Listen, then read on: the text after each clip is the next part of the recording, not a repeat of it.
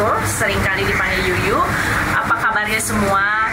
Di tengah-tengah masa RMCO ini, saya berdoa, berharap kiranya semua orang dalam keadaan sehat, baik, dan penuh dengan damai sejahtera.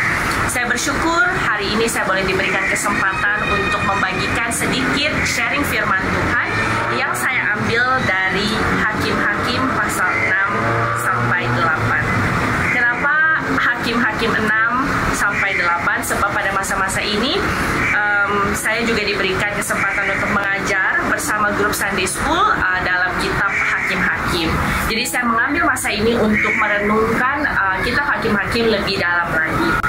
Dan kitab Hakim-Hakim 6 sampai 8 ini berbicara mengenai Gideon, anak Yoas, yaitu hakim yang dipilih oleh Tuhan untuk membantu menyelamatkan bangsa Israel pada masa itu.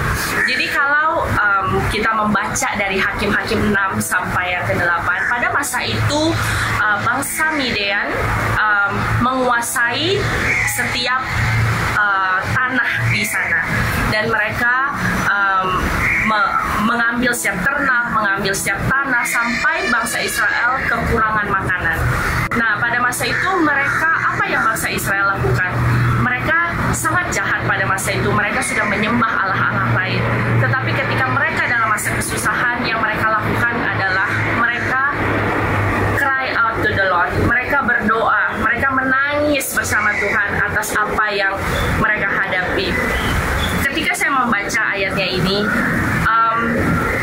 saya kembali mengingat dalam kehidupan kita, berapa banyak kali kalau kita mengingat Tuhan hanya dalam masa kesusahan saja. Kita tidak mengingat Tuhan ketika kita dalam masa biasa saja, ketika kita dalam masa oke ataupun luar biasa. Dan pada saat ini saya mau mengingatkan bahwa dalam segala hal dalam kehidupan kita, marilah kita melibatkan Tuhan di dalam setiap perancangan kita. Sama seperti kalau kita membaca dari Yakobus 4 ayat yang ke-13 dan ke-15. Di sana dikatakan sangat jelas, ketika kita meminta kepada Tuhan, apakah kita berkata, Tuhan, jika kehendak-Mu yang jadi, maka inilah yang akan kami lakukan, maka kesinilah kami akan pergi, maka akan berbuatlah kami ini dan itu. Adakah kita melakukan hal yang berkenan di hadapan Tuhan lewat setiap doa kita?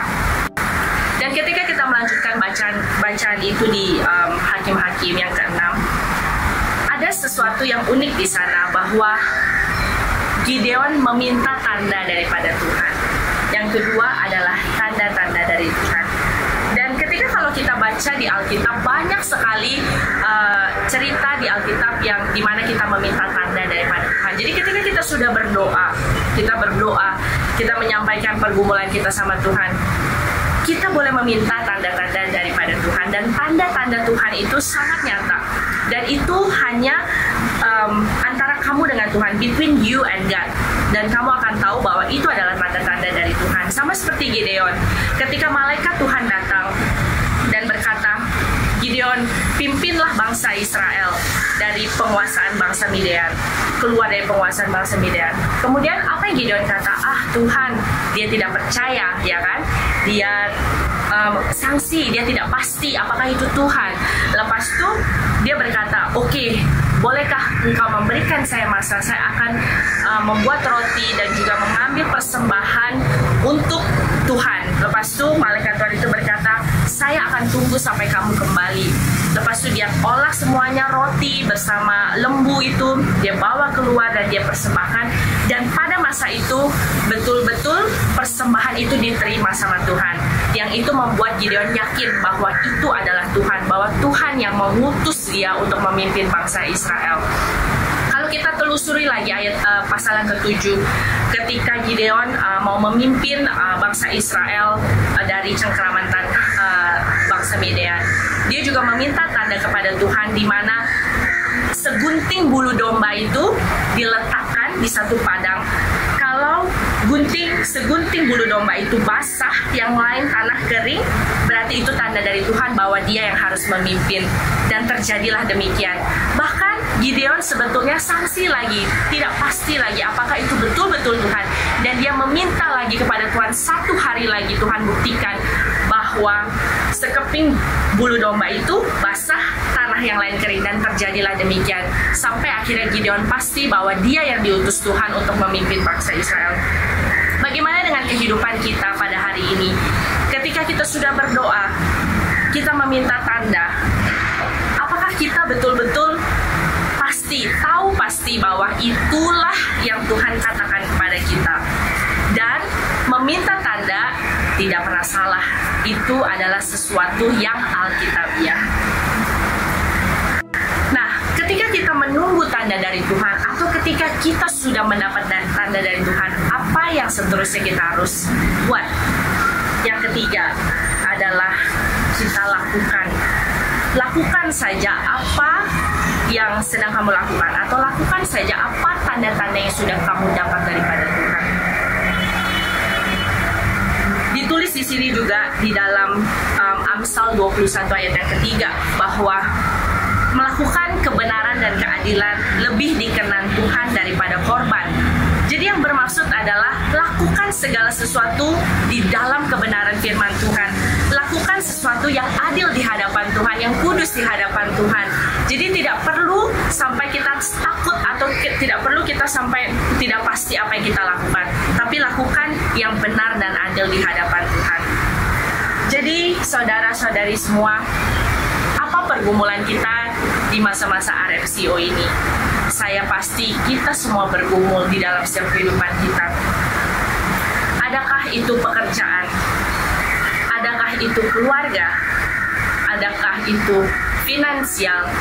Ataupun adakah banyak stres di dalam kehidupan Anda? Satu hal yang saya mau ingatkan dari hakim-hakim, dari sharing pada hari ini adalah, sudahkah Anda mencari Tuhan? Seek the Lord. Sudahkah Anda berdoa kepada Tuhan?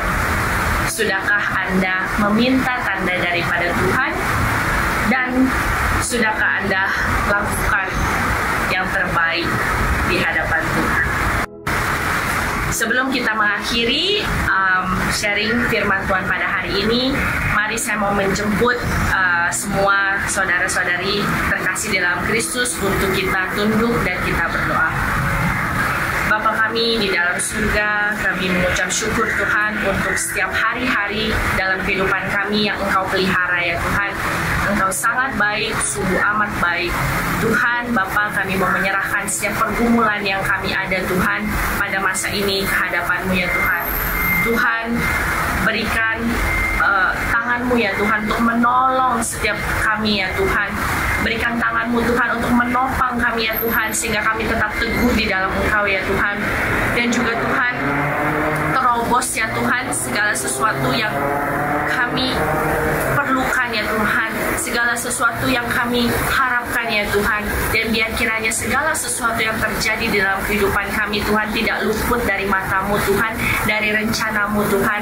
Dan biar kiranya kehendak-Mu yang jadi di dalam kehidupan kami. Kami bersyukur Tuhan, dan kami menyerahkan seluruh kehidupan kami Tuhan hanya di dalam tangan-Mu. Di dalam nama Tuhan Yesus Kristus kami telah berdoa dan mengucap syukur. Haleluya. Amin.